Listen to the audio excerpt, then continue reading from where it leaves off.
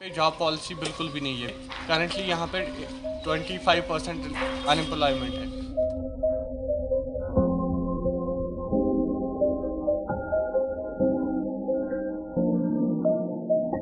लेकिन highest unemployment rate जो है वो जम्मू कश्मीर में है और इधर से लिटरेसी रेट बढ़ रही है। हमारे नौजवान बहुत मेहनत कर रहे हैं।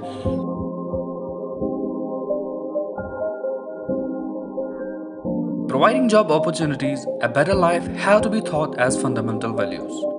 But unfortunately, very few governments think about youth unemployment when they are drawing their policy framework. Over the years, the political dispensation have shown least interest into issues concerning the youth of Jammu and Kashmir. The lackadaisical approach has turned the youth into the state of disappointment and dilemma.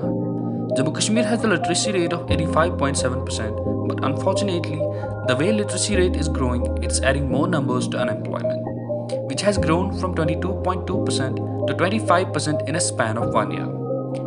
Moreover, the change to the constitutional status of Jammu and Kashmir has only added to the ongoing predicament, with no clarity and entitlement to government jobs, thus leading a state to disconcertment. रैबरे खेल, रैबरे जंगलात, उन सब वो लोग आज सड़कों पे इसलिए बैठे हैं क्योंकि उनके लिए कोई वाज़ेह तौर पे पॉलिसी नहीं थी। यहाँ पे सरकार का बहुत बड़ा फेलियर है, जहाँ पे एक साइड हम देख रहे हैं कि अनएम्प्लॉयमेंट के इंडेक्स में जम्मू एंड कश्मीर बहुत ऊपर फेयर कर रहा है। उसके साथ साथ में हम देख रहे हैं कि जॉब पॉलिसी ऐसी होंगी तो अनएम्प्लॉयमेंट तो बढ़ेगी यहाँ पे। उसके साथ साथ जो यहाँ का यूथ है मिसलीड हो रहा है, उनको पता ही नहीं चल रहा कि जो हमें नौकरी मिल रही है वो परमानेंट है भी है या हम एडॉक पे हैं। देखने को मिल रहा है, वही दूसरी जानिब अनएम्प्लॉयमेंट रेट काफी तेजी से ऊंचाई देखा जाए तो जम्मू कश्मीर की लिटरेसी रेट 85.7% है, वही एक साल के अंदर अनएम्प्लॉयमेंट रेट 22.2% से 25% पहुंच गई। उसी वक्त का सबक यहाँ खत्म नहीं होता कि कश्मीर में जो जॉब कर रहे होंगे हमें काफी मुश्किलों का सामना करना पड़ता है।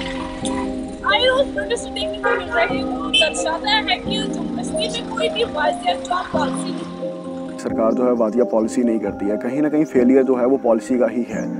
कुछ तो कारण होंगे जो आप बच्चे देखते हैं या आप जो देखते हैं जॉब करने वाले, चाहे वो एनएचएम के वर्कर्स हों या डेली वेजर्स हों, किसी को इस 40 डिग्री में 48 डिग्री में सड़क पे आने का शौक नहीं है। अगर वो आ रहे हैं तो इसका मतलब कहीं ना कहीं ये सरकार का जो पॉलिसी मेकर्स का फेलियर है। 370 एब्रिगेट हुआ था तो उसके 2-3 दिन के बाद ही हमारे गवर्नर हुआ करते थे सत्यपाल मलिक साहब, उसने एक प्रेस कॉन्फ्रेंस करी थी कि हम 50,000 नौकरियां देंगे। तो बड़े बड़े दावे किए गए थे 370 एब्रिगेड के बाद। दिल्ली में जो सरकार बैठी है तो वो बड़े बड़े दावे कह रहे थे 370 यहाँ की बेरोज़गारी की रुकावट है, यहाँ पे अनएम्प्लॉयमेंट की रुकावट है, तो यहाँ की डेवलपमेंट की रुकावट है। लेकिन अब तो 370 उन्होंने एब्रिगेड भी किया, ख़त्म भी किया। तो उसके बाद क्या हुआ कि आप पिछले साल की अनएम्प्लॉयमेंट देखो 22% अनएम्प्लॉयमेंट थी और इस बार 25। यहाँ पे जॉब पॉलिसी बिल्कुल भी नहीं है। गवर्नमेंट को सोचना चाहिए कि अगर वो यहाँ पे लोगों को जॉब्स देते हैं तो उनको फिर कैसे आगे लेके जाना है वो सोचे। फिर उनको बाहर रोडों पर प्रोटेस्ट करने आना पड़ता है, उनको सैलरी नहीं मिलती है टाइम पे। लोग यहाँ पे कोविड में कुछ एम्प्लॉयज़ को गवर्नमेंट ने जॉब्स दी थी और अब कोविड ख़त्म होने के बाद उनको जॉब से बाहर निकाला। तो इससे ये पता चल रहा है कि यहाँ पे बिल्कुल भी जॉब पॉलिसी नहीं है।